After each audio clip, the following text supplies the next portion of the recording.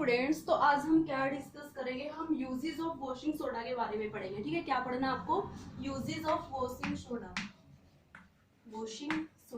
ठीक है, कल हमने इसकी प्रिपरेशन पढ़ ली थी। वॉशिंग सोडा के आपको यूजेस पढ़ने हैं। ठीक है, और इसका फॉर्मूला क्या था वॉशिंग सोडा का? सोडियम कार्बोनेट और इसके साथ कितने मॉलिक्यूल्स वाटर के थे? 10 मॉलिक्यूल ऑफ वाटर। ठीक है, तो इसके जो यूजेस हैं, फर्स्ट यूज इसका क्या होता है? जो वॉशिंग सोडा है उसको यूज किया जाता है किसमें? इन सोप और पेपर इंडस्ट्री। ठीक है, यहाँ पे यूज किया जाता है। और जो वॉशिंग सोडा है उसको यूज किया जाता है टू प्रिपेयर द, क्या प्रिपेयर करते हैं हम इसे? जो भी हम सोडियम कंपाउंड्स को प्रिपेयर करते हैं for preparation of, for prepare sodium compounds, for example borax.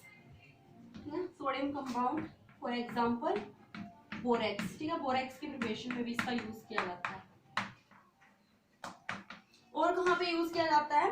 Washing soda को as a cleansing agent use किया जाता है फॉर डोमेस्टिक पर्पस। ठीक है, घरों में हम इसका यूज करते हैं ना क्लोथ्स वॉश करने के लिए, तो क्लींजिंग एजेंट की तरह इसको काम किया जाता है। ठीक है, क्लींजिंग एजेंट की तरह काम करता है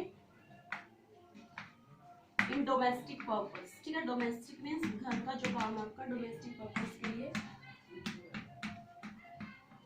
और इसका क्या काम होता है? To remove the hardness of water. ठीक है, रिमूव हार्डनेस ऑफ वाटर। अभी देखते हैं हार्डनेस क्या होती है वाटर की। Remove hardness of water.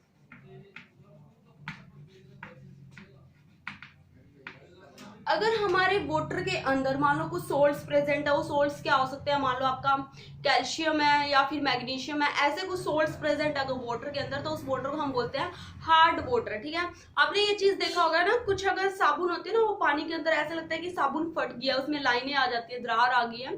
और तो उससे क्या होता है कि जो वो आपका वाटर है, वो वाटर क्या है? हार्ड वाटर है। ठीक है, जिसको आप बोलते हो खारा पानी है। इट मीन्स उसके अंदर आयंस के अमाउंट प्रेजेंट है ज्यादा।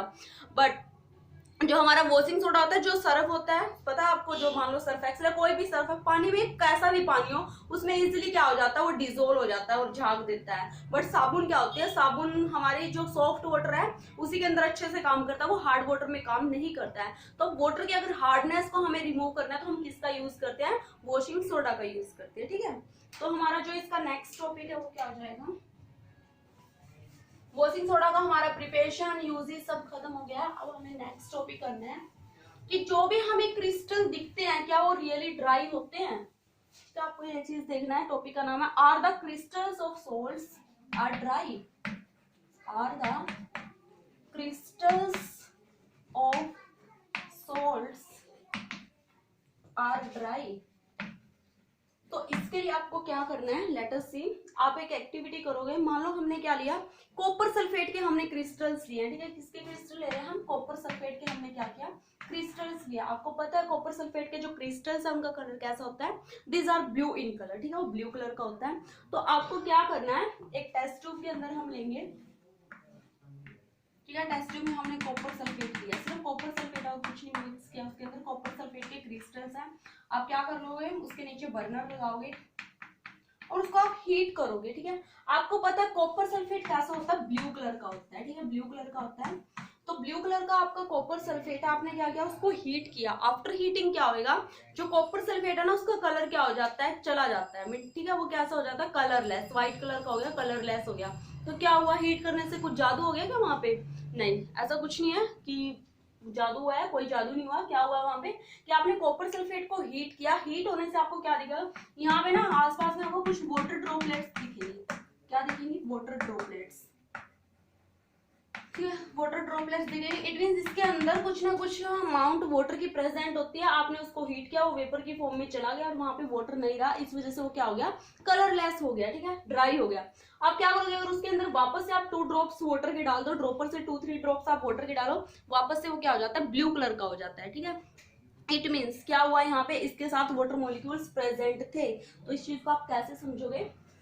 वाटर ऑफ क्रिस्टलाइजेशन से आप इस चीज को समझोगे। वाटर ऑफ क्रिस्टलाइजेशन, पहले आप इसके साथ पानी होता है नहीं होता वो चीज बाद में, पहले आपको देखना है कि वाटर ऑफ क्रिस्टलाइजेशन क्या होता है।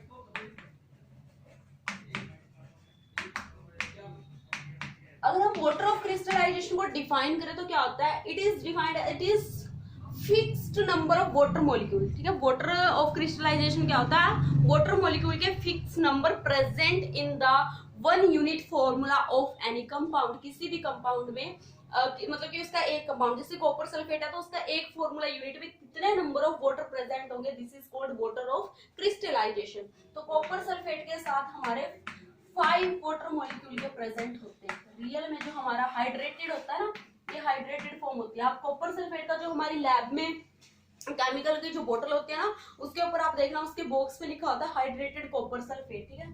तो ये कैसा होता है, हाइड्रेटेड कॉपर सल्फेट, ठीक है। तो इसके अंदर क्या है, हाइड्रेटेड है, मींस इसके साथ 5 वाटर के मॉलिक्यूल होता है, इसलिए वो क्या होता है, हमारा कलर्ड होता है, ठीक है।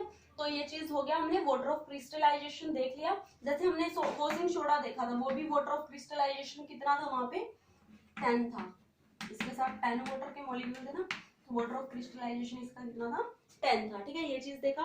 एक होता है जिप्सम, जिप्सम में वाटर ऑफ क्रिस्टलाइजेशन होता है। जिप्सम का फॉर्मूला क्या होता है, कैल्शियम सल्फेट के साथ 2 वाटर के मॉलिक्यूल प्रेजेंट होते हैं, उसको हम बोलते हैं जिप्सम।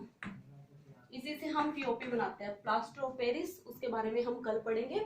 आज के लिए हमारा इतना ही। Okay, thank you.